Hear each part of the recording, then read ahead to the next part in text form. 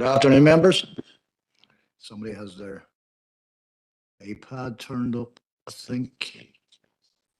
Might be our man beside me here. Is you? Okay, well, never worry. Only human. Okay, good afternoon, everybody. Good to see you all again. And of course, welcome to members of the public in particular who joined us in the public gallery. For this, the planning committee here in the council chambers in Strabane, Wednesday, the 4th of February, we'll start off with the notice and summons of meeting and members' attendance and apologies. So I'll pass that over to the head of planning. Thank you, Chair. Good afternoon, members. You're hereby summoned to attend the monthly meeting of the Planning Committee, which will be a hybrid meeting conducted remotely via WebEx and physically in the Council Chamber, Derry Road, Strabane, on Wednesday, the 4th of February, 2026 at 2 p.m. So attendance, Alderman Keith Kerrigan has given apologies. Alderman Neri McMorris. Here. Alderman Janice Montgomery. Online, Suzanne. Councillor John Boyle. Here. Councillor Caroline Devine. And Shaw. Councillor Sean Fleming. And Shaw. Councillor Paul Gallagher. Councillor Conor Heaney. Councillor Christopher Jackson. Councillor Fergal Leonard. Shaw. Councillor Patricia Loke. And Shaw online. Councillor Patrick Murphy. Councillor Martin Riley. Online. And Councillor Sinai Barr. Online, Suzanne. Here. Okay, thank you. Thank you, Suzanne. And we'll move on to the broadcast statement. I would like to remind everybody present at this meeting in the chamber or in attendance remotely that this meeting will be broadcast live to the internet and will be capable of repeated viewing. The broadcast may be terminated or suspended in accordance with our protocol. Due to your attendance at this meeting, you're consenting to being filmed and to the use and storage of those images for broadcasting or training purposes and for the purpose of keeping historical records and making those records available to the public. Members and approved speakers are reminded to only have their microphones and cameras on while speaking at the meeting and to use the chat facility to highlight a request to speak. And of course, a copy of the privacy notice may be found on the council's website. Okay, members, and on to item number 4, which is declarations of interest from yourselves. Are there any declarations of interest in relation to the business of today's meeting? No? Oh, Councillor Devine. Chair, item number 4, the Mitchell Park playing fields. I am a councillor on the steering committee for that.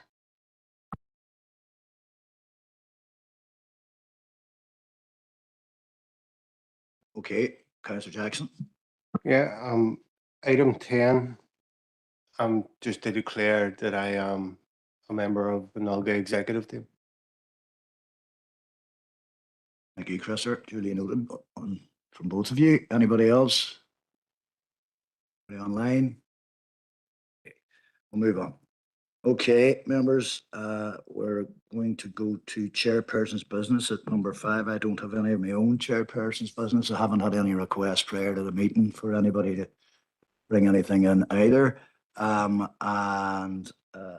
We don't have any late items as far as I'm aware, which I think might be a first for this planning committee, certainly in all the years that I've been on it. Suzanne, is there anything that you want to tell members at this point? No? No? I'll leave it at that then. Okay. Members, the only other thing to do before we get into the making of decisions is to give you the running order. So today's running order is numbers 4, 1, 2, 3, and 5. That's 4, 1, 2, 3, and 5. Okay, moving swiftly along, we will go to applications for decision. Oh, sorry, no, we can't do that. We've got to do the matters arising from the open minutes of the planning committee, which was held on the 7th of January, pages 3 to 10. Any matters arising for you, the members? Matters arising, thank you. We'll move on now to planning applications for decision. And the first application, as I already pointed out, was application number 4, and that's LA 11 2025 0540F. Proposed extension to an existing car park at Mitchell Park playing fields, and Kieran's going to take us through that whenever he's ready.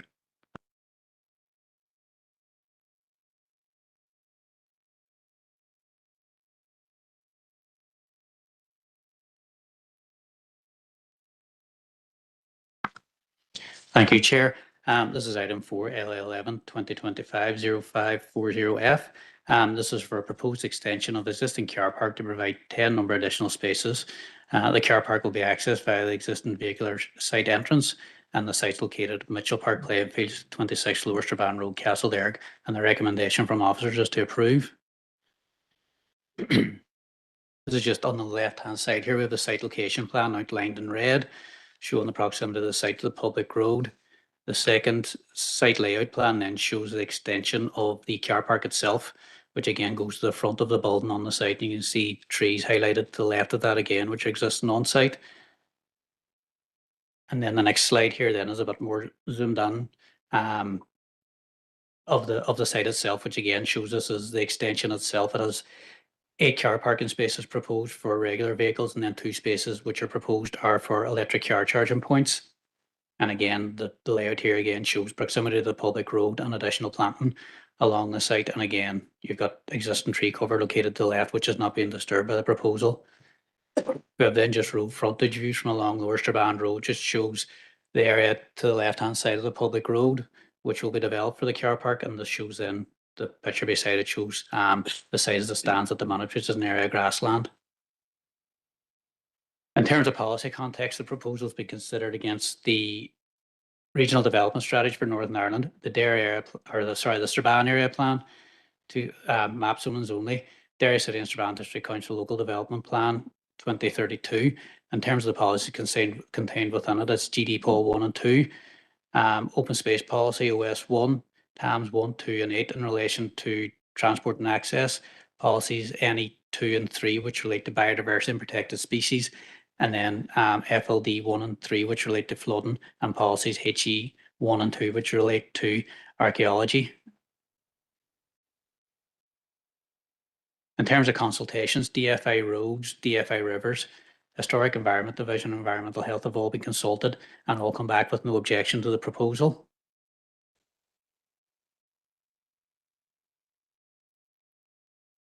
All right.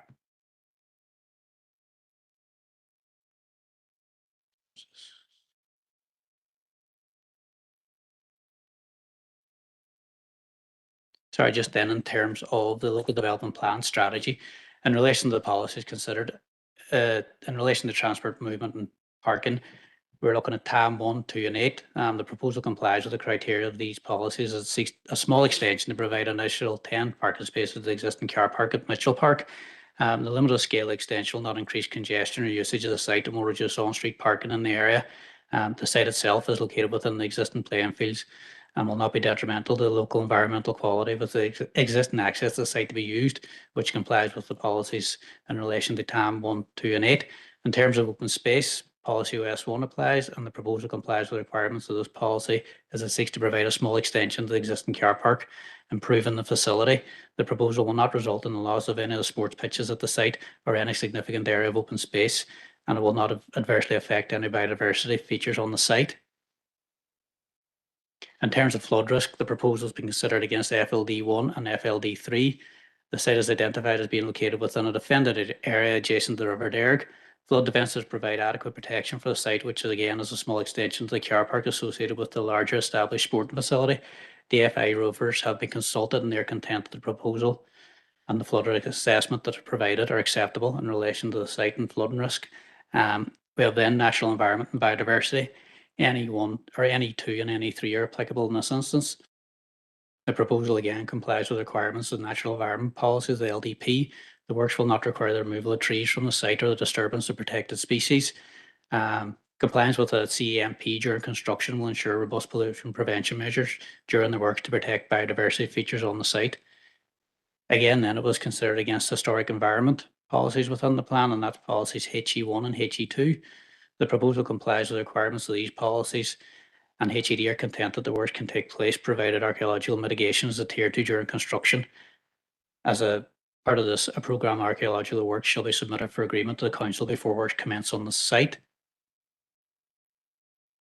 In relation to letters of objection or representation, there have been 3 received to the application, which have been set out in the report, and just I'll cover briefly as part of this presentation. In terms of loss of green space and mature trees, the site is within the existing Mitchell Park facility and seeks an extension to the car park to provide 10 additional spaces. This is located within the existing site and will have a minimal impact on the existing open space, with the proposal complying with policy OS 1 related to open space. The proposal does not require the removal of any mature trees on the site. Officers are aware that trees were removed from the site previously due to poor health and safety, poor health and safety issues. However, this was done with the appropriate licenses in place. In terms then of harm to wildlife habitats, bats and biodiversity, as covered already, the proposal does not seek to remove any trees or habitat which could harm roosting or foraging habitats for protected species, and the proposal has been considered against the natural environment policies within the LDP and found to be compliant with those. Increased air pollution and noise, as set out in the proposals for 10 car parking spaces, which will be an extension to the existing Mitchell Park facility. The proposal doesn't seek to intensify the use on the site, nor is it anticipated that the proposal would attract additional traffic to the site, creating an increase in noise or pollution. The development proposal will assist with the operation of the site by providing additional car parking spaces, which would reduce congestion and parking on the public road during busy times. In terms of visual impact, then an aesthetic impact, as covered already, the proposal is a small extension to the existing car park. It will require a hard surface area to be applied over the existing grass adjacent to the public road.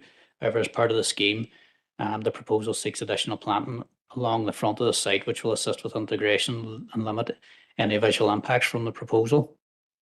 Impact on residential amenity and property value. In relation to this property value, this matter can't be given material weight when considering the planning policy. The proposal itself is for a small car park extension to the existing facility to improve its operation, which again, as pointed out already, is to take existing or take additional traffic off the road and into the car park during busy times, which should help with the area and help reduce congestion. And then the final one then is, why is there a need for additional parking? As already covered, the additional car parking proposed will seek to improve the existing parking at the site and also reduce car parking on the public road when the facility is in use and at busy times, which will assist in the area in terms of traffic movements and congestion. Based on the compliance of the policies, officers would recommend approval with the following conditions attached, which are our standard time condition for implementation of the proposal, and then condition 2, which relates to submission of an archaeological programme of works prior to commencement of development on the site. We then have condition 3 relates to restricting working hours on site during construction to protect the residential amenity in the area. Condition 4 then is standard vehicular access condition provided by road service, which falls on into condition 5 as well. And then we have condition 6, which relates to the submission of a construction and environmental management plan prior to the work starting on the site. Again, this is for pollution prevention measures and ensure that there's no detriment to any biodiversity features around the site during construction.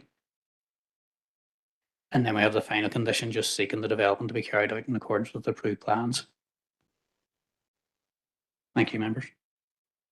Thank you very much, Kieran. Members, we've got one speaker who I'm going to call forward now, who is an objector to this proposal, and that's Carmel Garvey. So, Carmel, could you come forward up to the front here, please?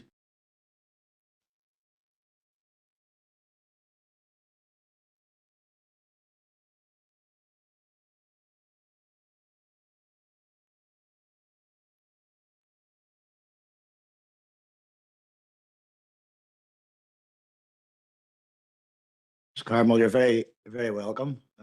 I'm sure officers have pointed it out to you, but you will have 5 minutes to speak to the committee, and then after that, we'll take any questions from the committee that they might have for you. So whenever you're comfortable to start, just hit that little button in front of you, and away you go. Thank you. Hello, everyone. My name is Carmel Garvey, 29 Lower Strabane Road, Castlederg, and I have lived at my home for 44 years. My home faces directly onto the proposed extra car parking extension at Mitchell Park, and I have sent an objection letter into the planning on the 18th of August 2025. In my letter, I highlighted what I felt are crucial points against the extension car parking at Mitchell Park. First of all, loss of more green space and mature trees, harm to wildlife and habitat, increased air pollution and noise due to extra parking, visual and aesthetic impact, impact on residential and property value. Each point I've written in detail on the paragraphs that I sent in. I have spoken to John Monaghan, planning officer, and he reassured me that he would look at in detail at my objections. I just felt it was really important for me today to come here and have my voice heard. I realise that the planning may or may not go through, but I wanted to highlight to the council the last green space remaining in front of my home, adjacent and separate to the space proposed for extra car parking. I would ask the council to prioritise preserving this space for critical environmental benefits. This area acts as an essential wildlife habitat for birds, bats, and all form of wildlife. The space would need tidied up and new trees planted, perhaps even bird boxes or bat boxes.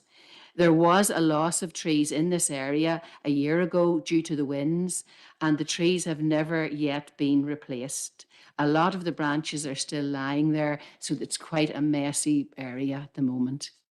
I've also met with Raymond Lowry to discuss great essential need to plant a hedge and trees along the footpath bordering the area facing my home.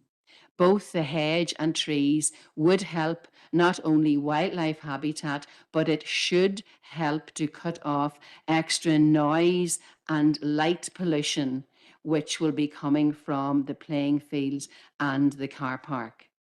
I would also ask, if the planning goes ahead today, that you would think very strongly about putting in bollards in that area, put in place for closing and opening hours.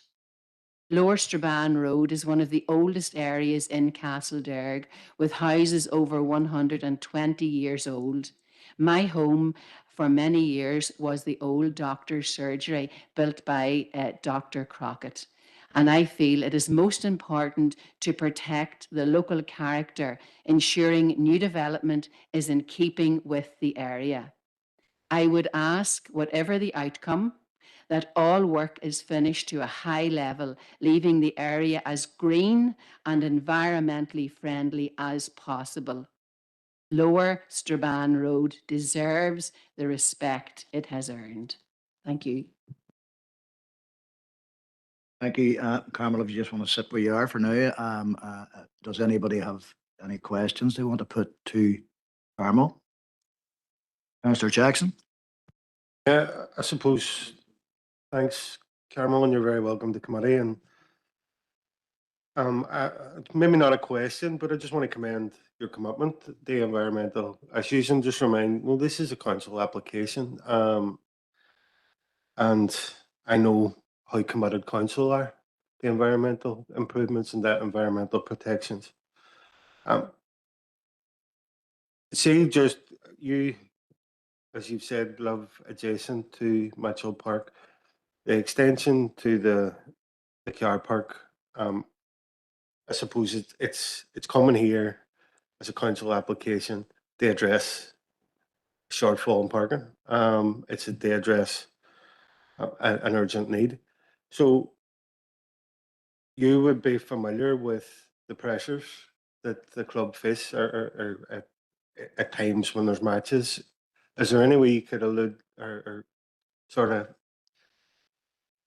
expand on what your experience is now at the minute as a result of the car parking pressures? Do you see cars parked in dangerous positions or cars parked in grass verges? Because I know from my own experience in other areas where there's massive pressures around sports facilities. You know, we do see potential road safety issues arising as a result of an inadequate parking provision.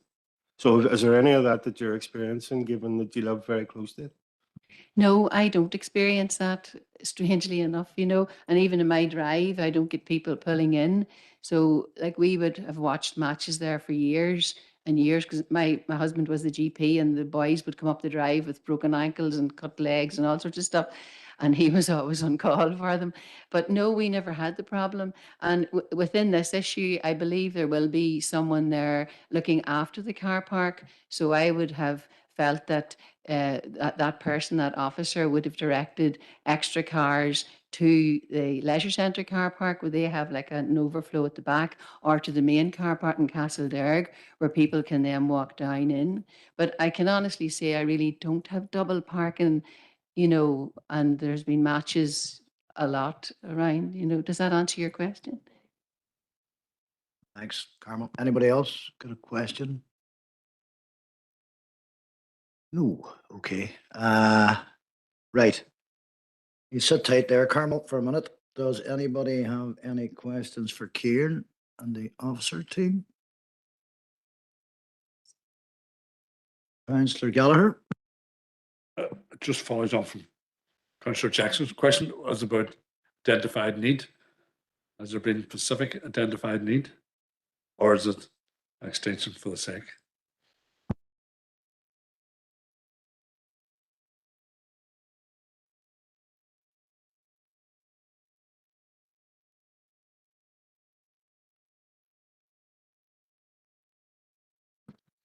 We'll probably hear about that. Oh, my apologies to all of you, but Suzanne's got a piece of paper that says something different to my piece of paper. We actually do have a council officer, Raymond Lowry, on, and he's down the back there. So Raymond, if you want to come up.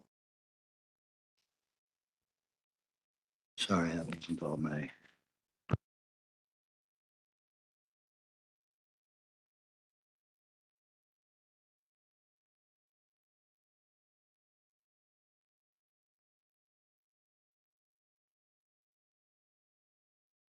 Raymond, you're very welcome, and my apologies for not calling you forward. A little bit of an administrative issue there. But again, Raymond, you're very welcome to the committee. I know you're here on behalf of City and District Council. So you've got 5 minutes. If you feel that you need the 5 minutes, take them, and we'll put the questions from members to you then. Yeah, thank you, members, for the time to just explain about the situation. And most members are probably here from last year. I think it was the February committee last year where we got the approval to develop the main part of the scheme, which was the Mitchell Park 3G playing field and associated alterations to the car park.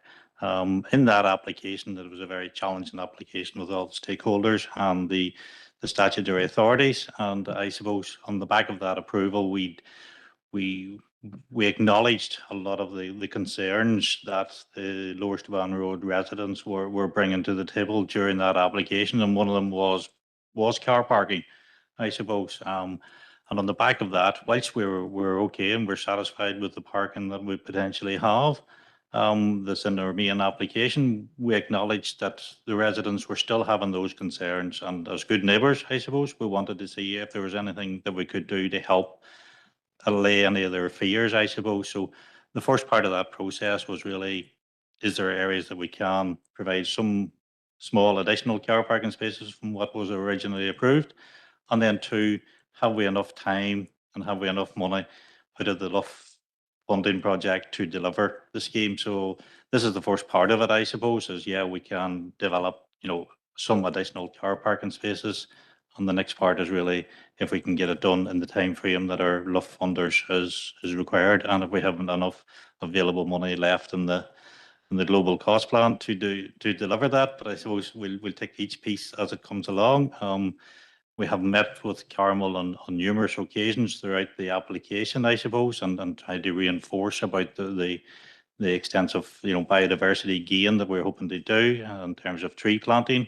In the original application, we had down for planting 4 trees, and I think now we're looking at somewhere in the region of 17, 18 different types of trees through local suppliers and what have you. So we are looking at an extensive programme, and as Carmel alluded to, it will be done in a very tasteful manner. It will look well from a street frontage point of view, and it'll be developed to a very high standard if the approval is given to the project. And I say we're, the bollards was raised through concerns that Carmel had in terms of noise and pollution. And I suppose we were happy to introduce bollards that segregated the main car park from the new car park. So obviously, if there's training or sessions on at night time, then the duty officer on Mitchell Park will be responsible for putting the bollards back in place so that there's no car parking outside of the normal hours of 10 o'clock or whatever.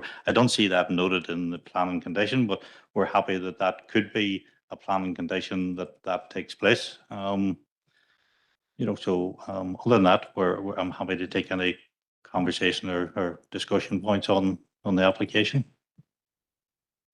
Yep, okay, thank you very much, and I'm going to put that over to the members now and see if the, Councillor Gallagher, would your question be better asked of Mr. Lowry, do you think, or do you want to repeat it then?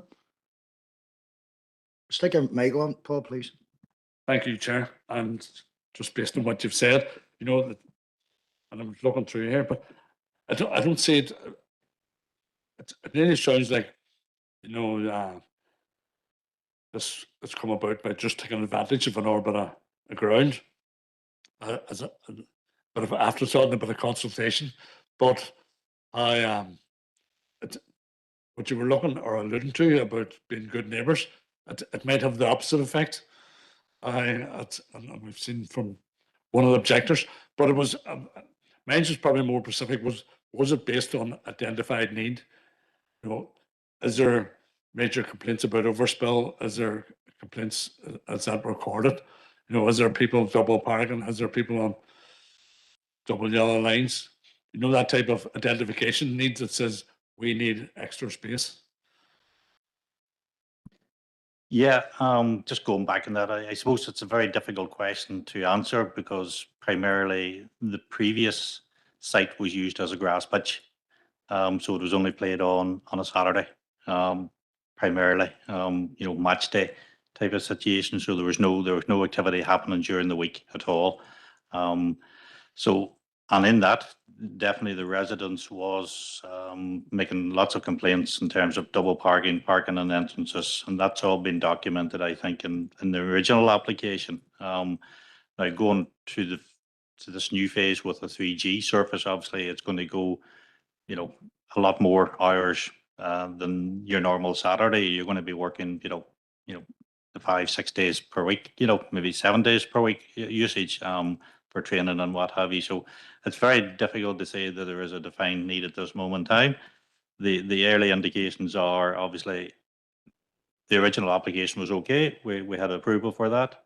We're just trying to sort of probably second guess what the activities might be, and if there is need for it, the overflow car park will be there. It'll be used as overflow car park rather than having people maybe transfer themselves to the Derrick Valley Leisure Centre, which is 600 or 700 meters away. They have to cross a busy road. Saves safe pedestrian movements, because obviously, ultimately, these facilities will be used by young children and what have you. So you don't want them crossing busy roads and what have you. So that was the idea of extending the car park. And I said we always did put the equation that it would only happen if we could get planning, and two, if we had money to do it at this moment in time. And I suppose that's where we are.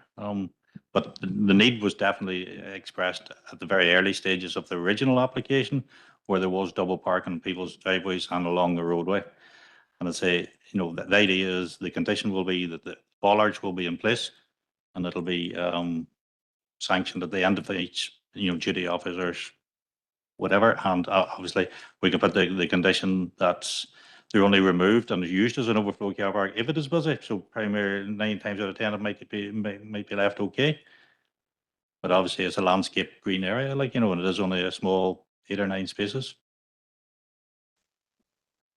All right with that? Yeah.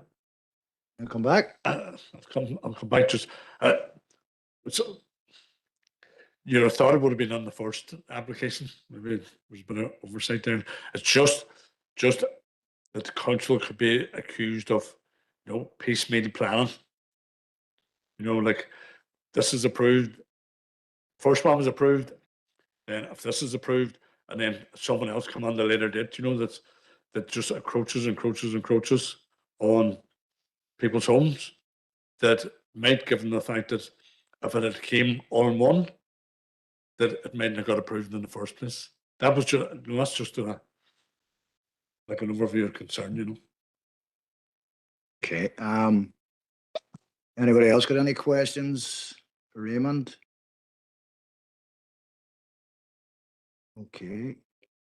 All right, go That ahead. last comment, Work away. just quickly, I suppose, you know, whilst we probably could have done what you were saying way back last year, the application was so complex at that stage that we didn't want to interfere with the planning purposes, because we're in a very tight funding deadline to get the main part of the building up and running and get it on site. So that was the reason why we didn't interfere with that original application at that late stage. Excellent. Anybody else? Any questions? Okay, no more questions for Raymond. We'll put that now. Has anybody got any questions for Kieran or the officer team? None? Okay, thanks, Raymond. Okay, members, well, obviously there is a recommendation in front of us here. It is a recommendation to approve. And Councillor Leonard. Thank you, Chair. This redevelopment of Mitchell Park has been very welcome news for many people about Castlederg and the local sports clubs. And I'd like at this stage to acknowledge the work that my party colleague, Councillor Rory McHugh, has done on progressing this. And we've heard how difficult it has been over the number of years to try and get it this far. So well done to everyone involved, to Rory, and also to Councillor Devine, who's outside as part of a role in Derg Active. Yeah, I've listened carefully to the concerns of Carmel, and it's good that she came in and spoke to us about them. I'm also very heartened to hear from Raymond about the ongoing communication there's been between the two people, and I do feel that concerns are being addressed, and I think it's a good idea to add in, as Raymond suggested there, the proposal about putting in the bollards and effectively managing that. I do feel it's safer. We often hear about the lack of car parking. I think it's great to have extra car parking if needed. It's much safer getting vehicles and pedestrians off the road, and also know from the area that is opposite the fire station, and we don't want anything to stop any operational response for the on-call firefighters respond to the station, or the fire appliances getting back out to the door again. So I think it's good to have do as much as we can, and we need to future plan that. We do hope that this will be a successful and future plan for more and more use of Mitchell Park. And this stage, Chair, if nobody else wishes to speak on it, I'd like to propose that we accept the officer's recommendation. Thank you. Thank you for that. Councillor Leonard. Councillor Jackson, you did indicate you wanted to speak, so yeah, go ahead. No, it's sound, and I suppose just to make a comment on the back of hearing from I suppose the applicant in this case. Like we as council are involved in sporting facilities the length and breadth of our council area, and I know any of them. I know council are currently involved in an application to extend other car parking facilities, namely Leaf Fair. But I know, particularly at times where there's competitions happening, like the Floyd Cup is a prime example, where car parking is at a premium, where there are major constraints. And that's right across all our sporting facilities. So this application, given the information that's been provided, given our experience with our pitches and sporting facilities, I'm content to second the proposals in front of us. Thank you, Councillor Jackson. Just bear with me a second.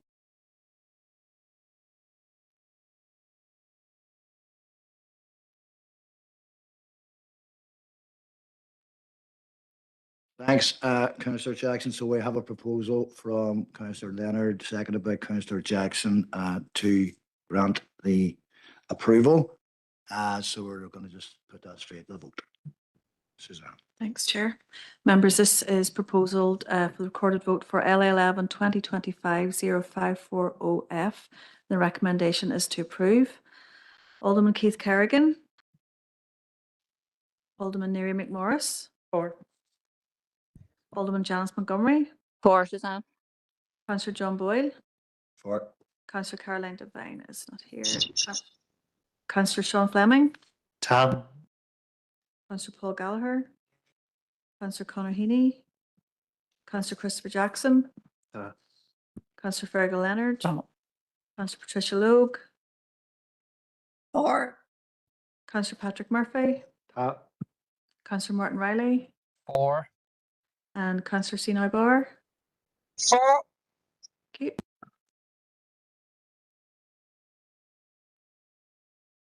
Okay, thank you, everyone. That was, I'm sure you worked it out. That was unanimous. Because all remains for me to do is to thank Carmel for coming along in particular, and obviously Raymond.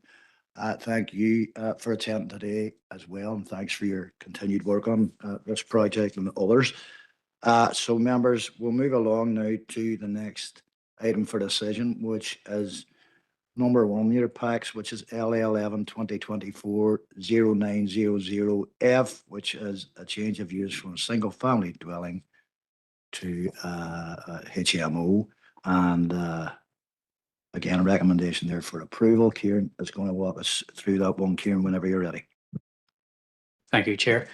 This is item 1, LA11 2024-0900F, and this is for change of use from single family dwelling to house and multiple occupation at 10 Mount Street. And the recommendation is to approve. This slide just shows the house itself, the location and street outlined in red. And then the next one then shows the front of the property, red brick property with a roof extension to provide a 3rd floor on it. We then have the existing and proposed layouts, which don't really alter at all. We have living room and dining room on the ground floor with a kitchen. Then we have bedrooms 1 and 2 on the 2nd floor and bedrooms 3 and 4 on the 3rd floor. The alterations, the internal layout of the property are just a slight reconfiguration of the bathroom to the rear on the 1st floor, which is providing a shower room and a separate toilet. In terms of the policy context for this one, it is considered against the Regional Development Strategy for Northern Ireland 2035, Dairy Area Plan 2011, the map zones only, and Derry City and Strabane District Council's Local Development Plan Strategy.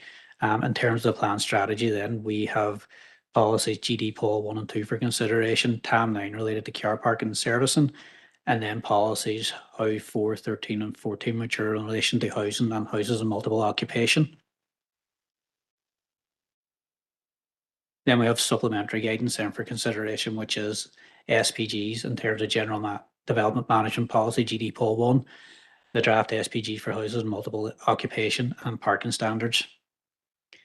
In terms of consultations in this one, Environmental Health were consulted and they had no objection to the proposal.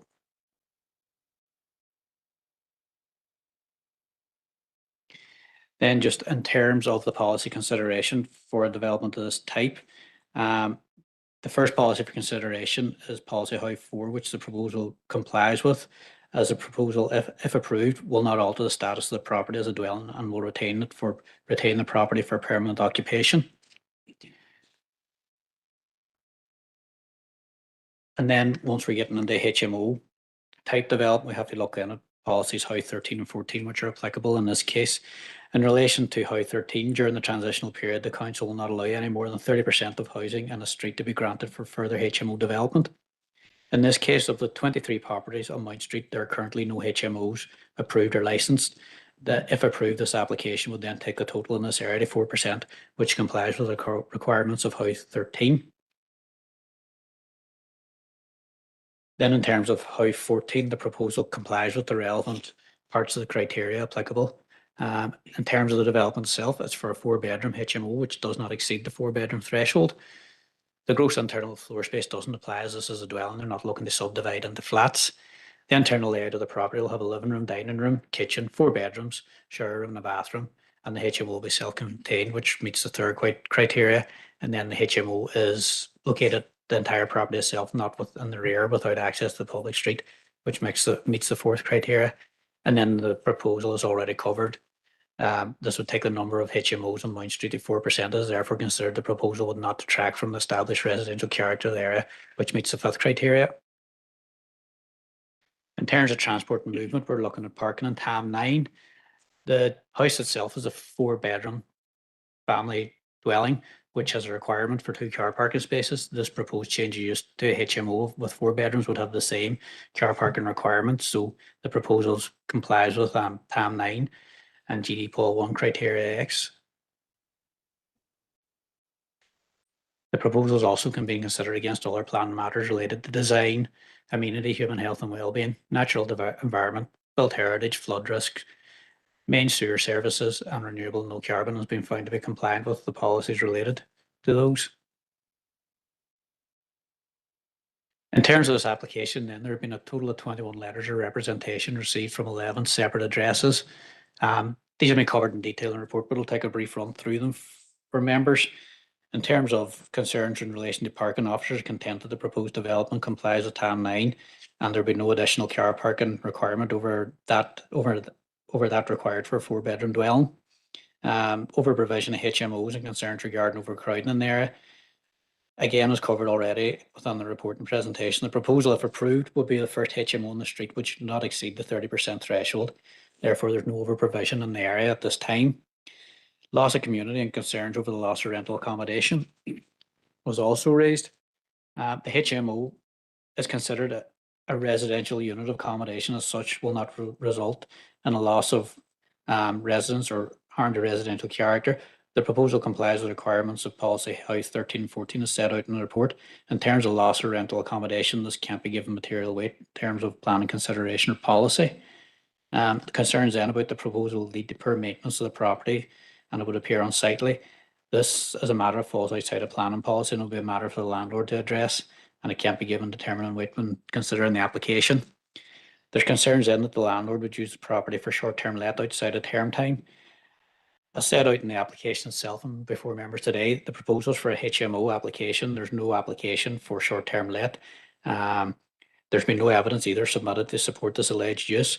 If this does occur in the long term, this is something that can be investigated as reported to the planning office, as this may require a change of use application on its own if the usage is considered material. Immediately then with issues with waste and fly tipping. Again, this falls to the landlord, whose responsibility is to ensure robust management plans are in place for the disposal of waste. Should there be any issues arising from waste from the property, this can be referred to the environmental health of the council or the HMO licensing office if issues persist and raise concerns. Concerns then about sewage generation from the site. Again, this has been looked at by officers, and the use as a HMO would have no more load on the system than the existing 4-bedroom dwelling, so there's no concerns there. And then concerns regarding transient users, turnover occupants, and safety and well-being, and concerns regarding noise. Again, this is the landlord's responsibility to have robust management plans in place to ensure occupants don't cause unreasonable disturbance. Any issues or disturbances that do occur can be referred to the council's environmental health department or separately the HMO licensing unit, who can address this and investigate if required. Again, then turnover of occupants can't be controlled through the planning process, so this can't be given material weight when considering the application. And then there have been concerns then raised in relation to the property that works have started in 2024, and the property was changed to a 7-bed HMO with no fire escape. Any works to the property at this time will be considered maintenance works. There's been no evidence submitted that the property has been operated as HMO, and there's been no license issued to date. The application today in front of us is for a 4-bed HMO.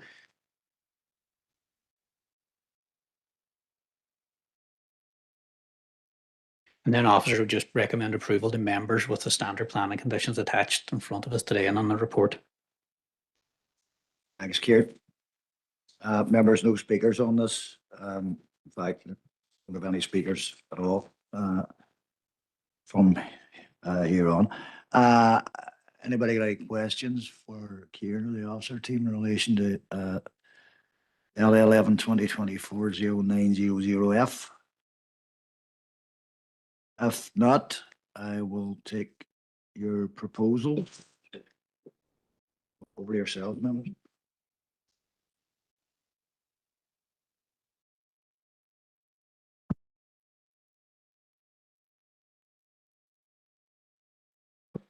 I propose we go with the officer's recommendation.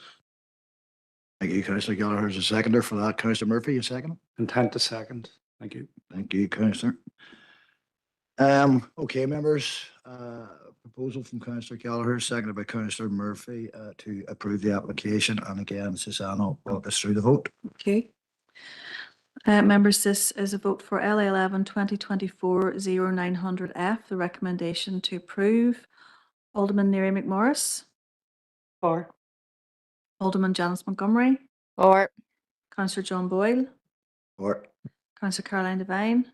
Ta. Councillor Sean Fleming. Ta. Councillor Paul Gallagher. Councillor Christopher Jackson.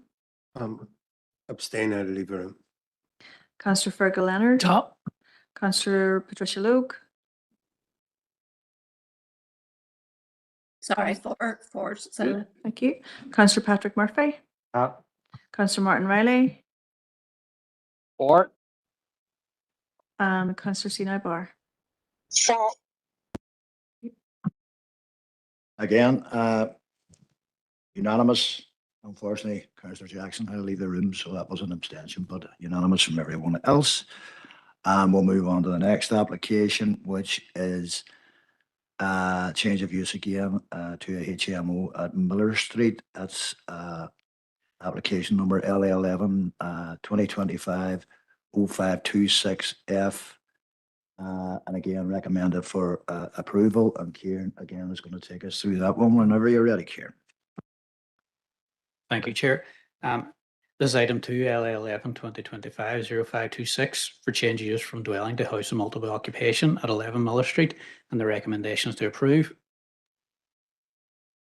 Again, we have a site location plan here showing number 11 Miller Street outlined in red. We have then the front of the property shown here, which is a 2-story terrace property. We then have the existing and proposed layout, which doesn't change. We have a bedroom on the ground floor and then a living dining area to the rear of that, which then we have a kitchen and bathroom to the rear. On the first floor, then we have bedrooms 2, 3, and 4. In terms of policy for this, again, it's been considered against the Regional Development Strategy for Northern Ireland 2035, the Area Plan 2011, maps and zones only, and the Derry City and Strabane District Council Local Development Plan 2032 Plan Strategy. Within the plan strategy, it's GD Pol 1 and 2 policies are considered, policy TAM 9, which relates to parking and servicing, and then the HOW policies 4, 13 and 14, which are applied to houses multiple occupation, and this is also being considered against policy HE4 in relation to the listed buildings and their settings due to its location. We have then supplementary planning guidance in terms of the draft SPG for development management policy GD Pol 1 and how draft SPG for houses and multiple occupation and parking standards. In terms of consultations, we've consulted Environmental Health and Historic Environment Division. Both have had no objection to the proposal. In terms of a HMO, the main policies for consideration are the HOW policies contained within the LDP. The first one is HOW 4. The proposal complies with this, as if approved, this will not alter the status of the property as a dwelling and will retain the property for permanent occupation. In terms then of HMO properties, the main policies for consideration are HOW 13 and 14. In relation to HOW 13, during the transitional period, the council will not allow any more than 30% of the housing in the street to be granted for further HMO development. Of the 33 properties in Miller Street, there are currently no HMOs. If approved, this application, site would take the total to 3%, which complies with the requirements of House 13.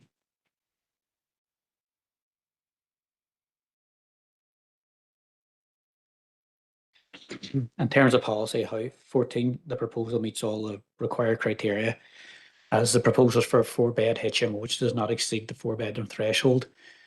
The gross internal floor space doesn't apply, as the proposal is not looking to subdivide into flats. The internal layout of the property will have 4 bedrooms, kitchen, living room, dining room, shower room, and WC, which meets the 3rd criteria. And the HMO is not wholly in the rear of the property without access to the public street, which meets the 4th criteria. And the proposal, if approved, would take the number of HMOs on Miller Street to 3%. Therefore, it's not considered the proposal would detract from the residential character of the area, which meets the 5th criteria.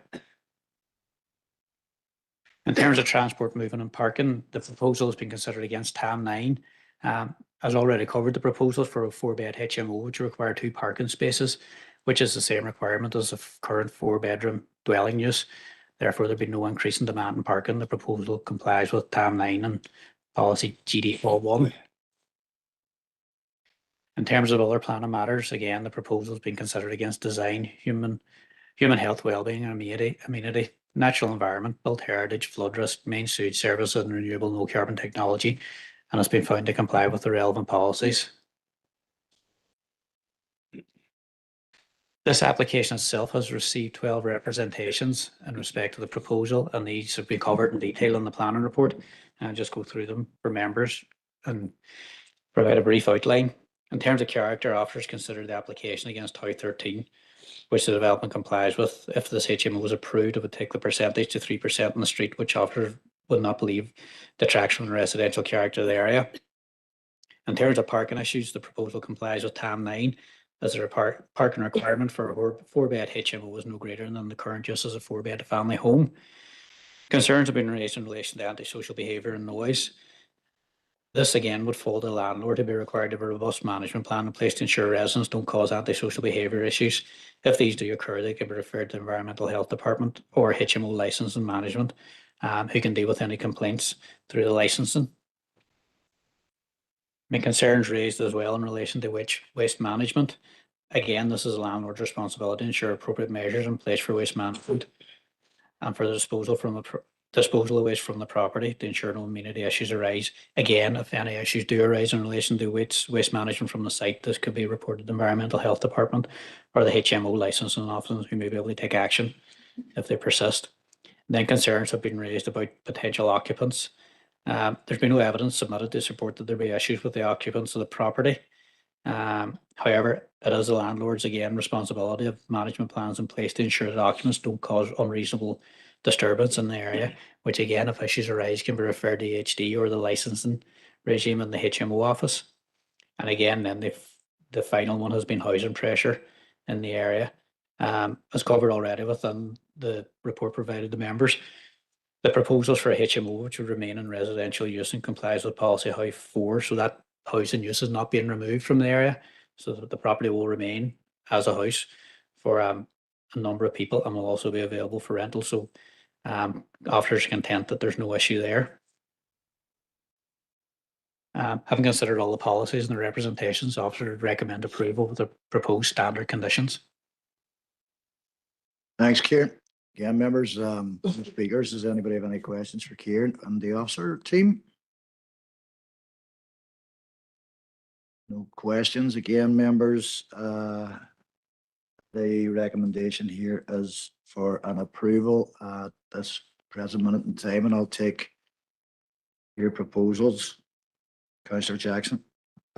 Thanks, Chair, and thanks, Kieran, for the report. The application meets all planning policies. It also meets the policy that we set out as a council directive, a decision of council. So on that basis, I'm content to support the recommendation. Thanks.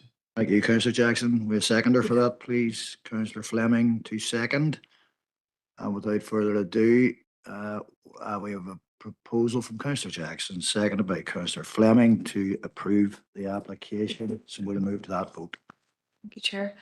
So members, this is vote for LA 11 2025 0526F. And the recommendation is to approve. Alderman Neary McMorris. Four. Alderman Janice Montgomery. Four. Councillor John Boyle. Or Councillor Caroline Devine. Ta. Councillor Sean Fleming. Ta. Councillor Paul Gallagher. Councillor Christopher Jackson. Ah. Councillor Fergal Leonard. Ta. Councillor Patricia Loeb. Four. Councillor Patrick Murphy. Ah. Councillor Martin Riley. Four. Councillor Lillian Sino Barr. Forces. Thank you, everyone. That's unanimous again, so that application is approved. So we'll move swiftly along to the next application, which is LA 11 2024-0280F for the construction of a 3-metre wide greenway.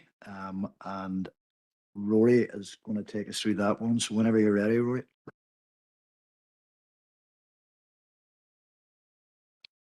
Thank you, Chair. Good afternoon, members. So the next item is LA 11 2024-0280F. And this is a council application for construction of a 3-metre wide greenway finished in hot rolled asphalt with associated drainage, lighting and soft landscaping. This is located on the site of the former Ebrington Primary School at Lapping Way in Derry. And the recommendation is to approve. So this slide just shows the application site outlined in red and also the application site overlaid on an aerial photo to show the context with surrounding housing.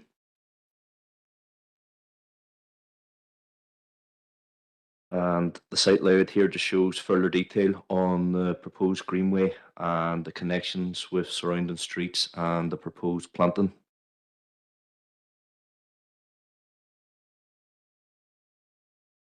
So the next couple of slides is just views from the surrounding streets onto the application site. This one is looking on the site from Heron Way.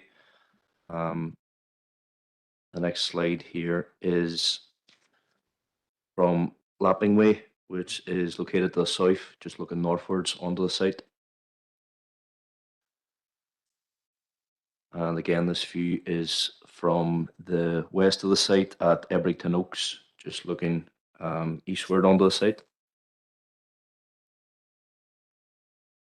And another view here from Ebrington Oaks further northwards, looking towards Ulsterville Avenue. Finally, this is from Cliftonville Avenue to the northern end of the site, showing where the application site ends.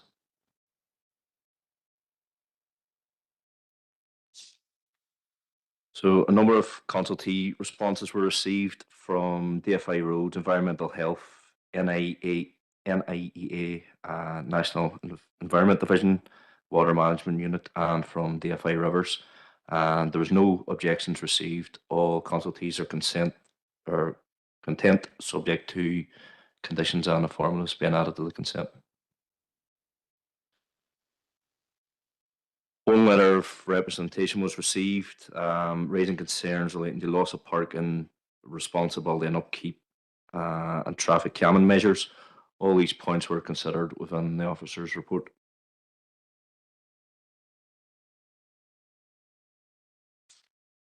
In terms of the policy context, the application is assessed under a number of policies, namely the Regional Development Strategy for Northern Ireland 2035, the Strategic Plan and Policy Statement for Northern Ireland, Edition 2, the Derry City and Strabane District Council Local Development Plan 2032, the Derry Area Plan Maps Only, and there's also supplementary guidance relating to the application, which is the draft GDPOL 1 General Development Policy and draft Biodiversity and New Development.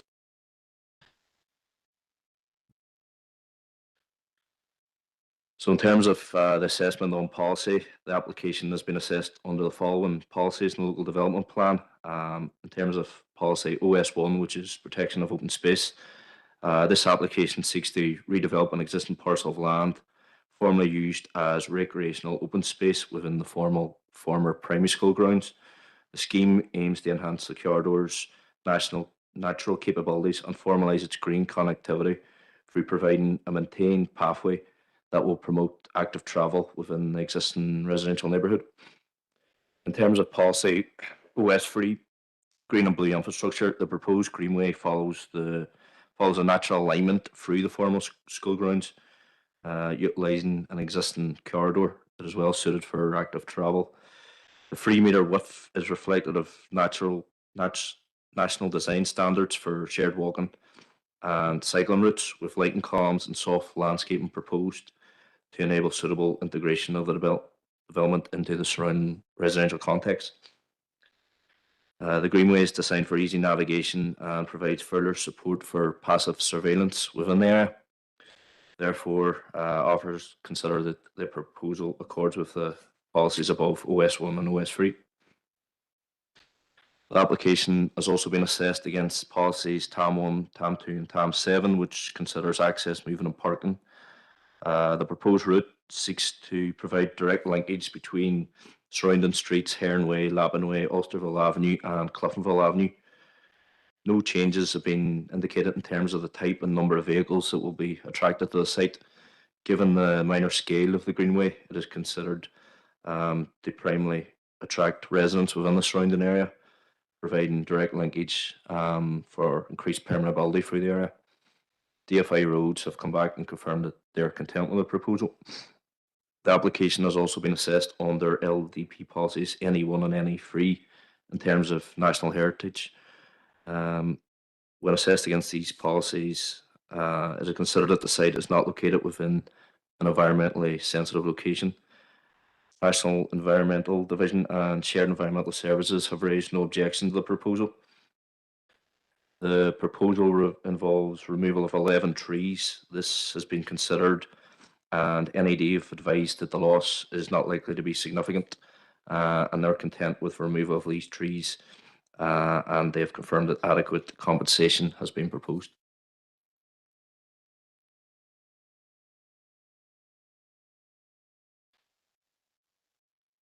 So just in summary there, the application proposes to construct a formalised greenway within the context of the residential area on lands used as open space associated with the former Erbington Primary School, which has been relocated. All consultees are content. There was one letter of objection received, which has been fully considered within the officer's report. Any tree loss to occur is not considered to have a significant impact on the overall risk resource of the area, and adequate replanting has been proposed to offset the impact. Therefore, the recommendation today is to approve. Thank you.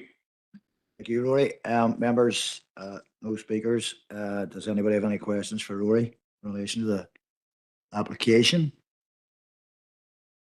If not, then there's a proposal in front of you. Again, a recommendation for approval. Councillor Jackson, go ahead. Yeah, thanks, Chair. Thanks for the report. And I suppose the only reason why this is in front of us is because it's a council application, and it's a vital application that's come on the they deliver community infrastructure on the waterside, and I welcome the fact that we're at this stage, and I welcome the investment under the waterside. It's on the back of quite a lot of commitments that the council are involved in delivering right across the waterside, vital community projects, and I'm delighted to see this progressing. So happy to propose. Alderman McMorris.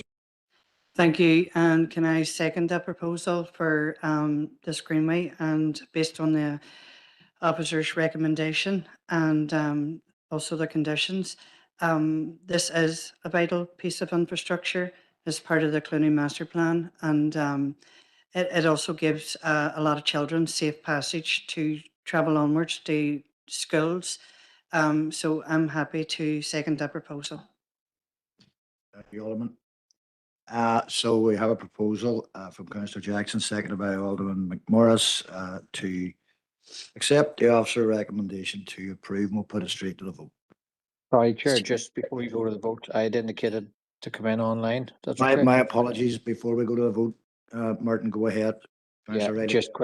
Just quickly, Chair, to indicate the SLP's support for this project as well. I think it is important that we do note the investment into the water side in terms of additional greenway space and the promotion of safer routes to school for school children, but also better connectivity in and around the water side for the people who live in the adjoining areas. So just formally for the record, just wanted to record our support for the application before moving to a vote. Thanks, Chair. Once again, my apologies, Councillor Riley. I didn't notice you'd indicated there. So we can now go to the vote, I think. Yes. Go ahead, Suzanne. Thanks, Chair. Members, just to clarify, in your reports, the application number is L11 2024 02800 for outline. It is in fact a full application. It's L11 2024 0280F. So the recommendation is to approve. Alderman Kerrigan. Thank you. Alderman Mary McMorris. For. Alderman Janice Montgomery. 4. Councillor John Boyle. For. Councillor Caroline Devine. Ta. Councillor Sean Fleming. Tom. Councillor Paul Gallagher. Councillor Christopher Jackson. Uh, Councillor Fergal Leonard. Abstain, I missed some of the presentation. Councillor Patricia Logue. 4. Councillor Patrick Murphy. Councillor Martin Riley. 4. Councillor Lillian Sinai Barr. Thank you. 2 abstentions and everybody else for, so we'll call that unanimous, I suppose. Okay, members, moving swiftly along to our last application for decision today. Again, that's a recommendation for an approval of a HMO at High Street. That's LA11 2025 0203F. And Kieran, one last time today, whenever you're ready. Thank you, Chair. This is item 11, and it's for the change of use of a dwelling to a house of multiple occupation at 6 High Street, and the recommendation is to approve. This application was presented to members previously at the Plan Committee on the 5th of November. When the application was presented to committee on the 5th of November, it was refused in line with the Council's 10% motion, as the proposal would have taken the number of the percentage of HMOs on High Street to 12.5% at that time. After committee, the applicant's agent presented officers with additional information for consideration in relation to the number of dwellings on High Street. This came in straight after the committee. They believe that there's more dwellings on High Street that should have been counted. As part of the Council's initial review of the application, we accounted 16 properties, but the agent disputed this and felt there were 22 properties on High Street which should have been counted for the percentage purposes. Upon further plan history checks, LPS register checks, and a site visit by officers, a revised count of 21 dwellings was got.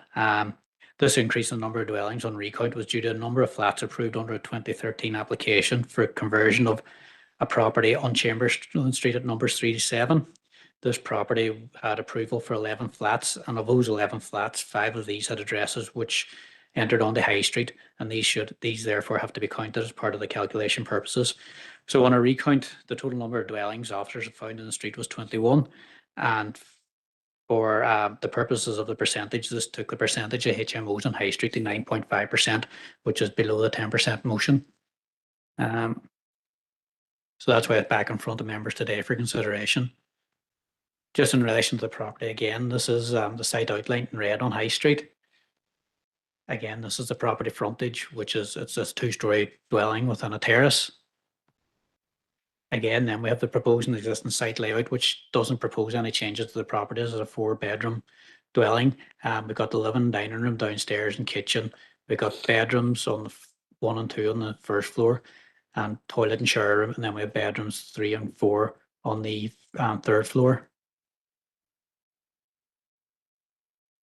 In terms of policy context, again, the proposal has been considered against the Regional Development Strategy for Northern Ireland 2035, Derry Plan 2011 Maps and Zones only, and the Derry City and Strabane District Council Local Development Plan Strategy.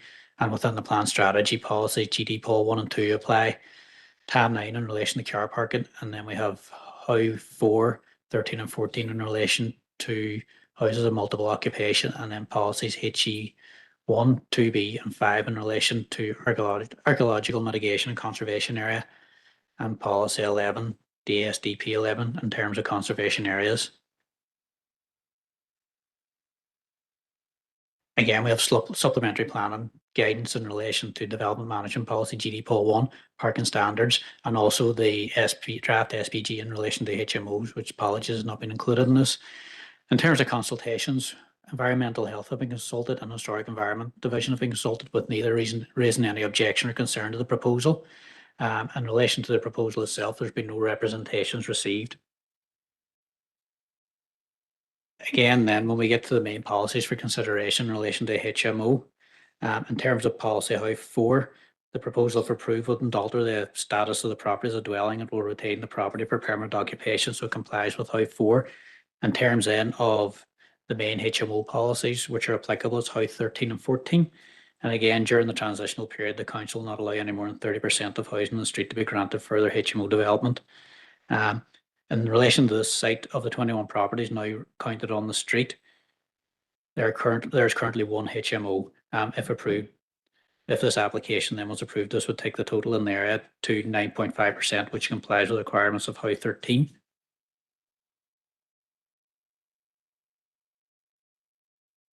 In terms of policy House 14, then the proposal complies with all the requirements here. The proposal is for a 4-bedroom HMO, which doesn't exceed the 4-bedroom threshold. The gross internal floor space is not applicable, is not being converted into flats. In terms of the internal layout, the property will have a living room, dining room, kitchen, 4 bedrooms, a toilet and a shower room. So the HMO is self-contained. The third criteria is met. The HMO is not wholly in the rear of the property without access to the public street. So the fourth criteria is met. And the proposal, if approved, would take the number of HMOs on High Street to 9.5%. It's therefore considered the proposal wouldn't detract from the established character of the area, which meets the fifth criteria.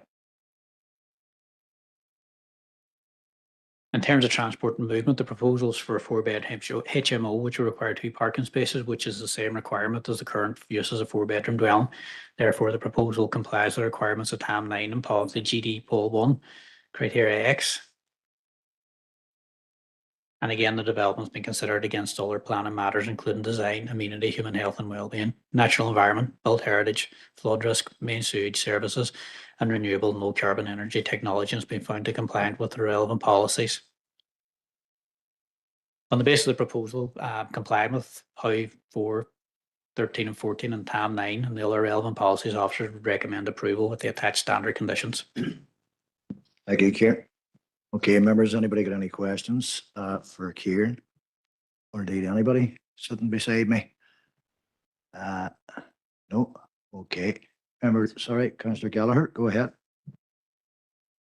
Maybe it's not so much a question, but maybe it's a bit of like congratulations to our staff.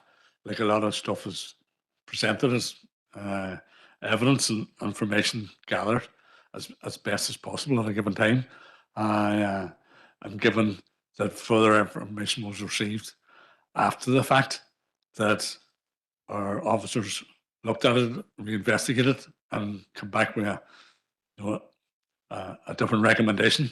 I think it's fair to say that that's good for our planning process. And I've seen some emails coming in from some people like saying this planning office is closed for business and it's doing this and it's doing that, and it's negative.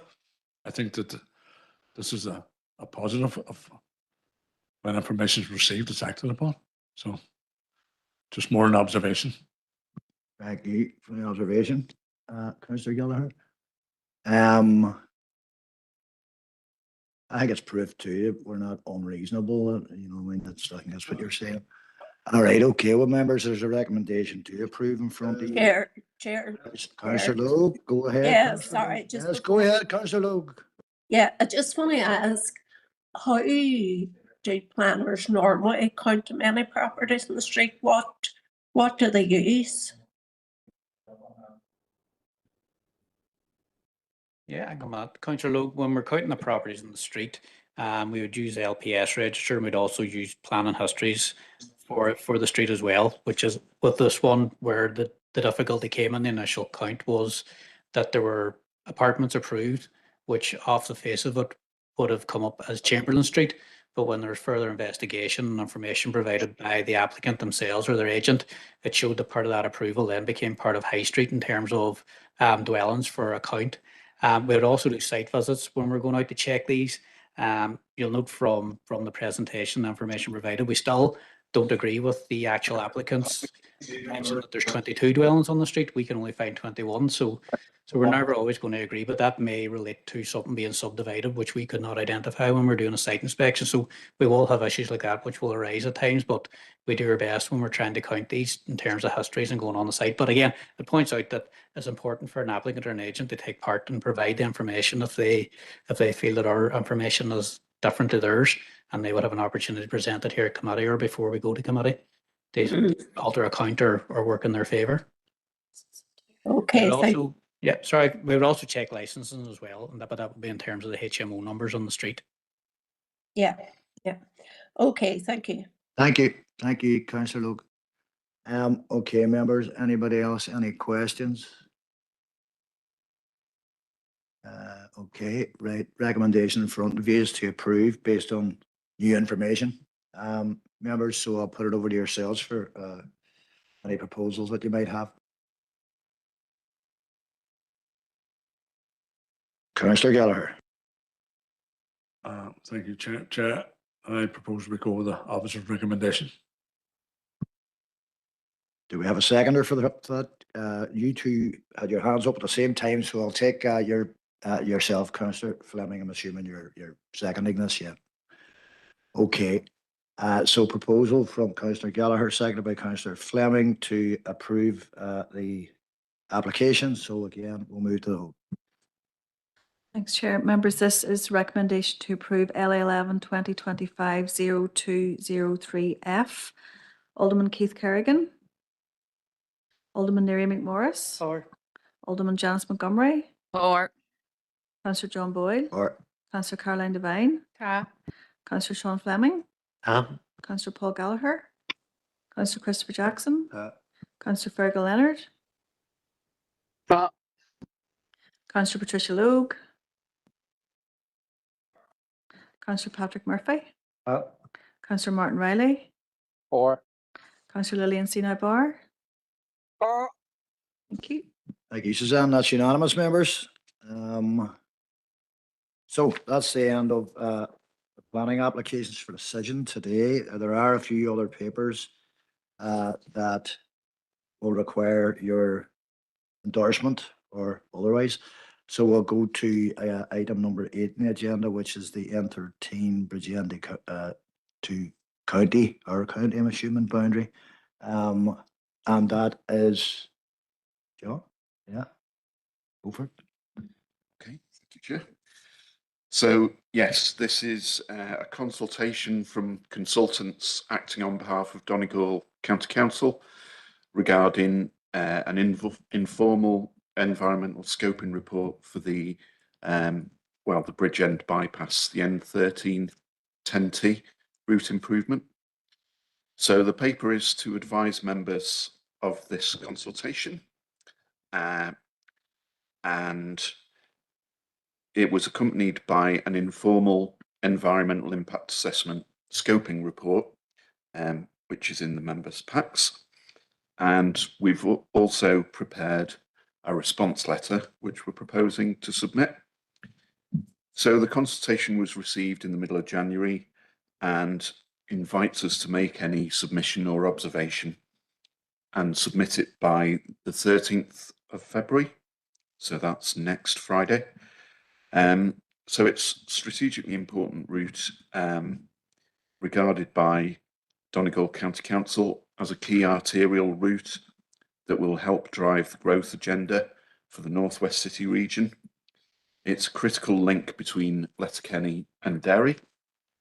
The existing road through Bridgend features quite a lot of junctions and direct accesses, and there's quite a lot of drop curbs to facilitate parking immediately next to properties and businesses. So this is quite a lot of turning movements in conjunction with high traffic flows, and there's been quite a number of collisions. High traffic volumes create an unattractive environment, so the project is to improve this, reduce conflict between footways and parked cars. And at the moment, there's only one pedestrian crossing, so it will improve that. And with there being the allocation in the plan strategy is for, around 5,000 dwellings on our side of the border. So there's likely to be even more traffic movements. And there's also 2 new housing allocations in the Bridgend area plan. So there's just going to be more traffic. The proposed development was screened for an appropriate assessment, and a Natura impact assessment is being prepared. The scoping report describes the project and explains the proposed environmental assessment methodologies to be undertaken, and it sets out the proposed contents of the report. So it's close to our border. It's near Ela Business Park. It lies just west of the Buncrannock Road, where it becomes Grove Road. And the purpose of the scoping stage is to identify the main environmental issues. So it's about 1 kilometre of a proposed dual carriageway bypassing Bridgend. There's also going to be a diversion of the River Skaig, and there's going to be active travel strips alongside the new road and also along the old road, the existing road through the actual village. So we've considered the report and we've identified some observations. We support the scope, the detail and structure of the report. It does identify the appropriate issues, sensitive areas and documents. There are some extra areas of special scientific interest in our district, which need added to the initial list of nationally important wildlife sites, but they do say in the report that they're going to add sites. The proposed diversion of the river must consider all impacts on internationally important wildlife sites to which it's hydrologically linked. And we welcome continued liaison with Donegal County Council regarding settlement boundaries both sides of the border.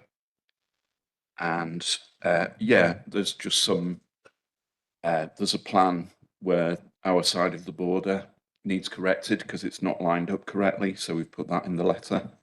But generally, we're very positive and supportive of the drive to achieve sustainable growth and high environmental standards as we continue to work together to develop a mutually beneficial, strong and attractive Northwest region. So the draft letter is in the pack and members are requested to note the contents of this paper and the attached letter that it's proposed will be issued to Donegal County Council's consultants before close of the consultation on the 13th of February. Thank you. Thanks, John. Okay, members, obviously you've heard John summarise all of that. And there is an attached letter. Does anybody have anything at this point that they want to ask, or any observations or additions that they may well wish to make? Councillor Jackson.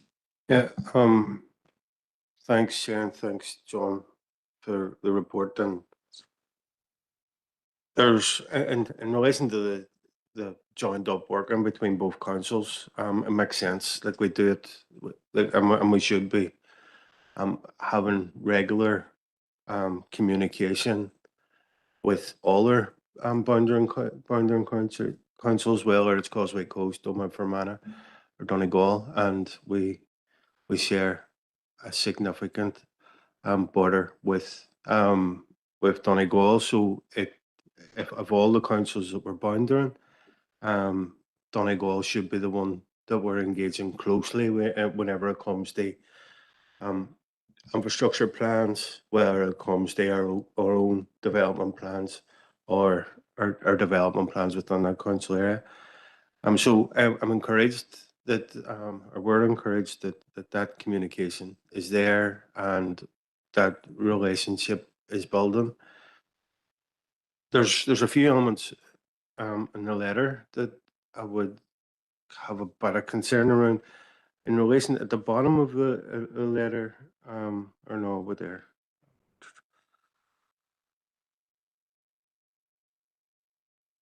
The bottom of the letter, in relation to figure 1.4, it more or less says that that it's close. The proposed bypass is close to the border with our council. So is of direct and trustee council, and I suppose that makes sense. But I suppose could we strengthen that, because it's a key transport corridor linking the two cities of the Northwest region, and in terms of that, how integral that piece of infrastructure is, I think we should potentially strengthen that element of it, because just saying that it's a direct interest to this council underplays the significance of that transport corridor. And I suppose the other one, and I 100% agree that it's accurate in relation to how the images, it's misaligned. But is it necessary, or does it make any material difference to our response? I take the point, and I wouldn't down a ditch over it, but it's, I suppose, like, what if I just was questioning the necessity of it? If it is necessary, I wouldn't.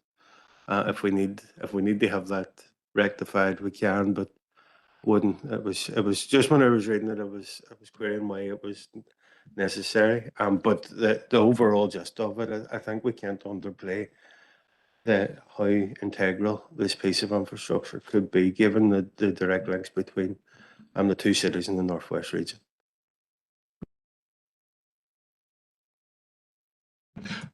Okay. Yeah, I'll just come back briefly. So, yeah, I think we could certainly strengthen that and put something in along those lines, and something about the links between the two cities. So we'll definitely do that. In terms of the plan, I think that was really just for clarity, and it was just potentially confusing. I suppose through the chair, what we are feeding in will potentially be included in their environmental impact assessment report. So if there are already technicalities or something like that, we would feed those in. But we'll can take it out. It's no problem. It's just I don't think it's a major issue, but we would want to advise them of what we feel is right and proper in terms of the boundaries and all that sort of stuff. If there was an issue that then may come up later on down the process in terms of their statement, environmental statement. So that's just why it's there. Okay, thank you. Thanks, Councillor Jackson. Anybody else? I just make one observation myself. It doesn't necessarily need to go into the letter, I suppose, but obviously we'll all be aware of the FIA ambitions, long-running, long-standing ambitions to develop the A2 from Bennyburn all the way out to meet this road. My only wish would be that they would get on with it. We'd see some progress on that, but unfortunately we haven't so far. But it is actually, John, I think worth noting that in the event that ever happens, who knows if it ever will, then this section of infrastructure would meet that section of infrastructure and make the journey from that part of the city all the way through and out towards the Letterkenny direction, perhaps more bearable and easier and safer, I think, as well. So there's nothing else on that, members. We'll move on. Number 9, which is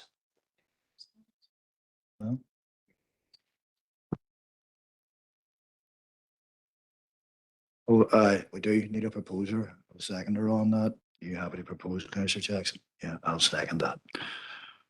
Okay, great, moving on. Number 9, proposed variation to County Donegal Development Plan 2024-2030. John, that you again, yeah? Yeah. Yes, thank you, Chair.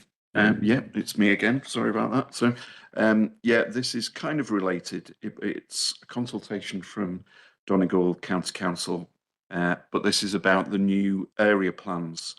It's a variation to the County Donegal Development Plan, and we received an email around about the same time as the one for the previous item, and this is a consultation again running to the same date, 13th of February, next Friday. So there's various consultation documents that they are now more formally consulting us on, and it's the Strategic Environmental Assessment, Appropriate Assessment, Natura Impact Report, Strategic Flood Risk Assessment, Bridge End Local Transport Plan, and the various area plans. And members may recall that we were previously consulted on a non-statutory pre-draft consultation for this variation, including an issues and options paper, and that was spring last year, and we issued a response letter in response to that. So it's now moved forward, and it's the most important thing for us probably is there's various new area plans to replace the current 7 strategic towns local area plans, and one of them is for Bridge End. So again, the same area, and it's providing for statutory land use development planning frameworks, including policies, objectives, and zonings for those settlements. And there's various other things which we won't go into. They're in the report. The main thing for us really is the Bridge End area plan, because it abuts our district, and the main matters regarding Bridge End that could or may affect this district, I've set them out in the report. So there are 2 residential housing zonings, and they comprise about 150 units. And there's town centre regeneration, that's a more pedestrian friendly streetscape. And again, that's associated with the Bridge End bypass. And the consequence of that is you can improve the streetscape through the town, upgrade footpaths, cycleways, and formalise the car parking. And it's also preserving the route for the proposed new Bridge End to Buncrana and Newton Cunningham Greenway. There's possible park and ride facilities, and there's a Bridge End local transport plan. So there's also 3 new economic development sites, one of which is very close to our border and very close to Ela Business Park East. So there's potential synergy with existing employment sites on our side of the border. There's encouragement of use of sustainable urban drainage systems and consideration of flood risk when they are zoning land. And of course, this corridor is a very important city arrival point, which we set out in our plan strategy in the design policy 1. So in relation to the proposed area plan for Bridge End, in the letter, again, we've drafted a letter, and we point out what a strategically important gateway it is to both our districts. And there's a lot of interactions and interdependencies. And we note the land use zoning map, which is also in members' packs, and we highlight the importance of achieving a coordinated high standard of design along the Buncrana Road Skeg roundabout corridor. And again, we mentioned the river and what an important sensitive river corridor it is environmentally. And the proposed land uses in both settlements need to take account of each other in terms of scale and location in preparing our respective local plans. So you'll see the letter that we've drafted again, noting the above mentioned points and suggesting ongoing engagement and coordination between officers of both councils.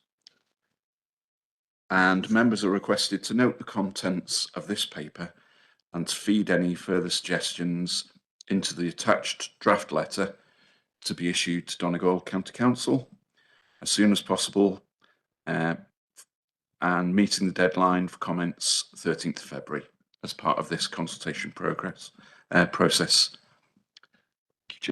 Thank you, John. Okay. Well, members, you can see the draft letter there again. If anybody has anything they wish to add to that or subtract from that, then now's your chance. And if not, then we're going to need a proposer and a seconder to forward that particular piece of correspondence to Donegal. So would anybody like to propose we do that? Councillor Devine, seconder. I can second that. Okay. All right. Moving along. Last decision of the day is number 10, nominations for Nolga's Planning, Learning and Engagement Programme. Suzanne, were you going to take us through that? Yeah. Yep, thanks, Chair. Members, you'll see with the paper, we've received correspondence from NILGA regarding a planning, learning and engagement programme that they're going to develop along with the department. Number of key issues outlined there, and they are looking obviously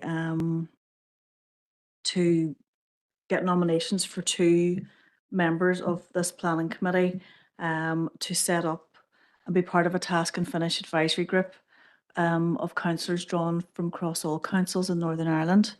And, you know, the group's role is to play a key role in shaping and learning engagement programme, ensuring it reflects realities faced by planning committees, and looking in terms of, you know, they're stressing a broad range of representation across all councils in terms of context, experiences and challenges.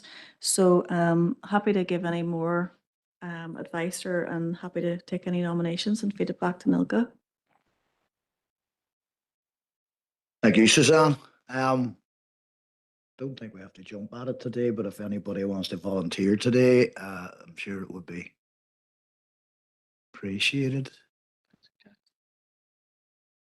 Councillor Jackson. Chair, I declared an interest in this at the start because I'm on the Nugget executive, but I'm going to indulge myself and nominate Councillor Fergal Leonard simply because he was the first to leave the room. He's gonna love you for that. I'm sure he can change his mind if he wants to change his mind. Does anybody else want to die in a ditch on it? I mean, I'm happy enough to do it for now myself. If anybody else wants to do it, I'm okay with that. I'm happy to nominate Keith if you don't want to do it or whatever, do you know what I mean? But no, I'll give it a go for a while, sure. I can always change my mind as well. So if you don't mind, Keith, is that okay? 100%. Right, thank you. I was just going to come in to propose you as chair, if you're happy to accept the proposal. I absolutely am happy to accept the proposal, Councillor Riley. So thanks for that from you as well. Okay.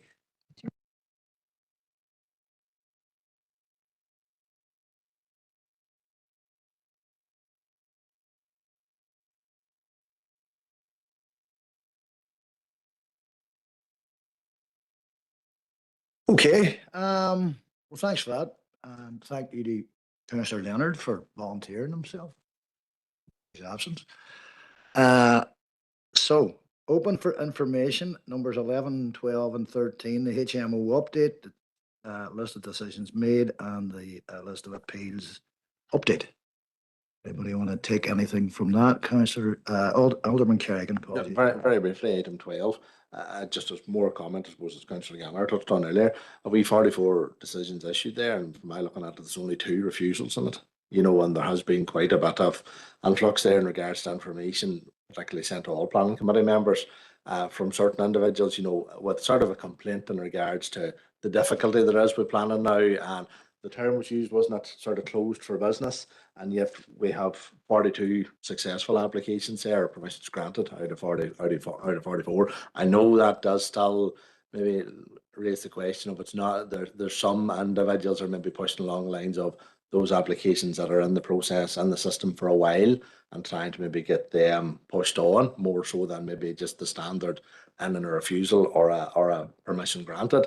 But that's maybe a topic for another day. But it's trying to get that progress. But it's just a point, Chair, that things are happening and decisions are being brought forward, and they're successful decisions. Thank you, Jack. Yeah. And let's face it, you know, we see that every month. You know, we do see that every month. And as we all know from sitting in the planning committee, you know, it's very difficult to please everybody, and almost impossible to do that, in fact, you know. So appreciate that observation. I'm sure we all do. All right. Okay. Councillor Jackson. Yeah, in relation to, apologies, my iPad decided to freeze. Item 11 on the HMOs. Have we received a response to the letter? Thanks, Chair. So we did receive a response on Monday advising that, or confirming that yes, they do not have guidance in relation to the issue that we've raised, and that they are seeking to meet with officers to discuss. So our view on it at the moment is we will meet with them and we will bring back a further update to members for the March meeting. All right. Thank you. Councillor Gallagher. Thank you. That's just on whatever item is on the very end of the appeal stuff. And I see it noted, you know, the report on the Strabane Athletic one has been submitted, completed and submitted to the department. I was wondering, are we aware of the outcome and the content of the report? When, if and when we likely to get it? If there's any update on it, throw it out there. Okay. Through the chair, it hasn't been fed back to council yet. What will happen is the department will then make a recommendation, and the minister will make a recommendation and bring it through the council, and we would report that into council. Planning committee. No. Indeed, as long as that piece of string going to be okay. Alderman Kerrigan. Just one final one in regards to item 13 and regards to 199 Glenshade Road, and in regards to the notice that's in the pack there, and the environmental impact assessment not being required. Have we anything else along those lines that's sitting in applications or that's coming in regards to, because there is always a difficulty in the agricultural sector in regards to the building of shades and the ammonia levels and all that that goes on with that. Will this ruling here put anything more, and have we lessons to be learned in that, or is any other similar cases sitting in the system that might be able to be progressed now that that ruling has been made, or what? Just a wee update on that. Thank you, Suzanne.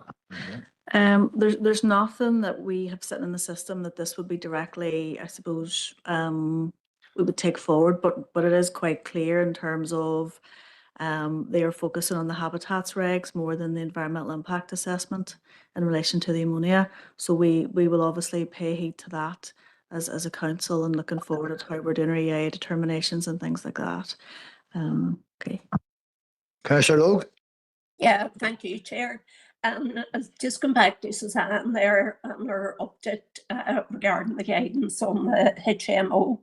I know you mentioned there that they offered a meeting with yourselves, the planners, but would there be, I think it would be good if any member wanted to attend that too as well, if that could be opened up, please.